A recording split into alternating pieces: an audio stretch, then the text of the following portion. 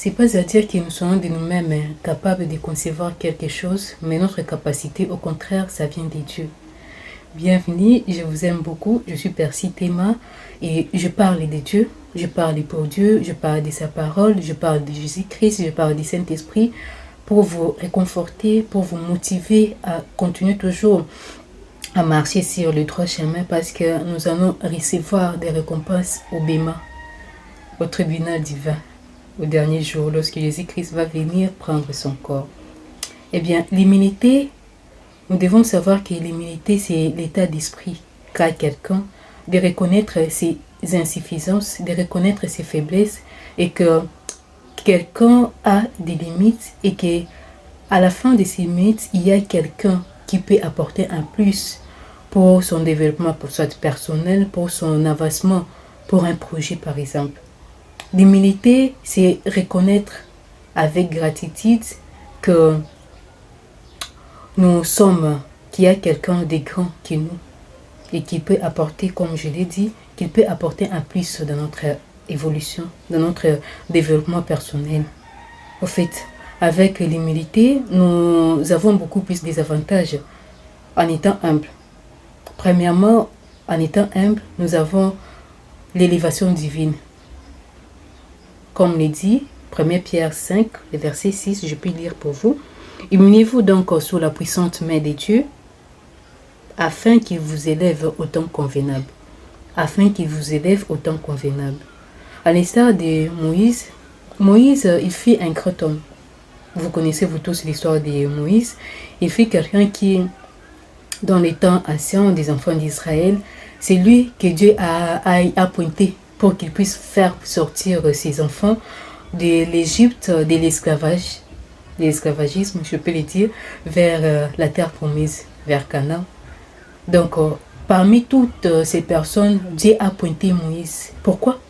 Parce qu'il avait quelque chose que Dieu cherche, et que Dieu continue à chercher toujours aujourd'hui dans chacun de nous. Et c'est quelque chose, c'est l'humilité. Et bien, en étant humble, Moïse, il parla avec Dieu comme on parle, comme je suis en train de parler avec vous face à face. Bon, je ne suis pas en train de parler avec vous face à face, mais vous parlez avec votre pote, votre ami face à face. C'est comme cela que Moïse parlait. Pourquoi? Parce qu'il fut humble, il fut trop patient avec Dieu, avec toute la population, tous les peuples des enfants d'Israël. Tellement que vous savez que Dieu les appelait un peuple courroux. Et Dieu avait même l'intention de supprimer cette nation pour qu'avec Moïse, il puisse faire une autre nation. Mais Moïse, étant humble, en étant patient, d'où je peux dire, a interpellé Dieu du fait qu'avec cette décision-là, retournons d'abord, marchons avec ces peuples. Donc, Moïse, il a eu un titre beaucoup plus merveilleux du fait qu'il a été humble, il a été doux, patient envers tout le monde. Et il savait au plus profond de son âme qu'il y a quelqu'un qui est Dieu, qui est au-dessus de lui, qui peut lui apporter un plus. Il n'était pas orgueilleux, il était beaucoup plus humble du fait qu'il parlait avec Dieu face à face, quelqu'un qui parlait avec quelqu'un qui a créé l'univers partout, tout ce que nous voyons, choses visibles et invisibles. Imaginez vous-même. Humainement parlant, je peux être orgueilleux, mais en étant humble d'esprit, Moïse n'a pas vu toutes ces choses-là, il n'a regardé comme de la boue, comme le dit l'apôtre Paul. Et il a resté avec douceur cette mission que Dieu lui a donnée, lui a confiée. Une autre personne qui était humble, c'est Jésus-Christ. Il a été élevé au-dessus de toute domination, de toute autorité, de toute puissance, de toute dignité, de tout nom qui peut se nommer, non seulement aujourd'hui, mais dans les siècles à venir encore. Tout genou fléchit, c'est au nom de Jésus-Christ. Pourquoi? Parce que partout où il allait, il disait que quelqu'un m'a envoyé et que je suis plus petit que lui. Ma force est à moi, ça ne vient pas à moi, ça vient de ce quelqu'un-là qui m'a envoyé. Et c'est Dieu qui m'a envoyé. Il reconnaissait tout que la puissance qu'il a aujourd'hui, qu'il aille à faire beaucoup plus de miracles, c'est Dieu-là qui lui a donné. Il reconnaissait tout ça et il reconnaissait que la puissance, la force qui m'est donnée, c'est pas venu de moi-même, c'est venu de Dieu. Et c'est pour cela il a réussi. Domination, autorité. Il n'y a aucune autorité qui est au-dessus de Jésus-Christ. Et aujourd'hui, Jésus-Christ, comme je suis en train de vous parler, il est assis à la droite de Dieu. Il intercède auprès de Dieu. Alors, Dieu lui a élevé. Pourquoi? Parce qu'il fut humble. Il fut très humble, si je peux le dire. Il savait que je suis enfant de Dieu. Il savait que je suis enfant de quelqu'un qui a l'or, qui a l'argent, qui a tout ce que nous voyons aujourd'hui, c'est lui qui a créé.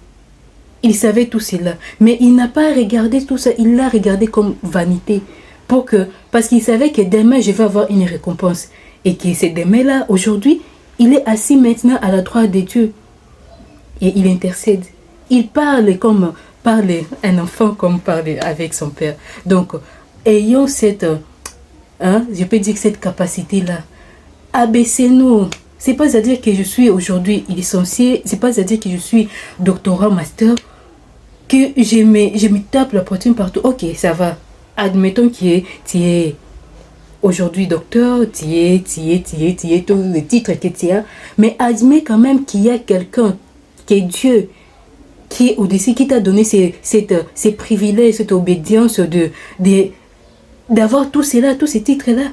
Parce que s'il lui convient même, il peut arrêter le souffle de vie. À plus forte raison.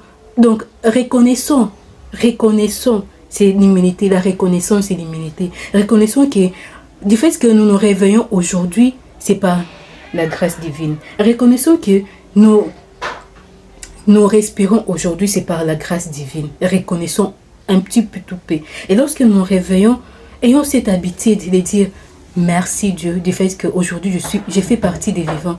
Merci Dieu du fait qu'aujourd'hui je ne suis pas dans l'hôpital. Merci Dieu du fait qu'aujourd'hui je suis en train de marcher. Même si je manque quelque chose, même si je manque la nourriture, les vêtements, mais j'ai le souffle de vie. Rien que cela. Reconnaissons qu'il y a quelqu'un qui a fait cela. Ce n'est pas de ma capacité à moi, ce n'est pas du fait que j'ai eu à faire quelque chose de grand, que j'ai mérité cela, mais reconnaissons que c'est Dieu là qui a voulu le faire. C'est par la grâce de Dieu. La deuxième chose que nous recevons, davantage de l'humilité, c'est la grâce de Dieu, qui est une faveur divine imméritée. C'est une faveur divine imméritée. On ne mérite pas, mais Dieu, par sa grande reconnaissance, si je peux le dire, si Dieu peut avoir cette reconnaissance, que nous recevons quelque chose, que Dieu nous le donne. C'est une faveur d'humilité. Les souffles de vie que nous recevons, personne ne peut les payer.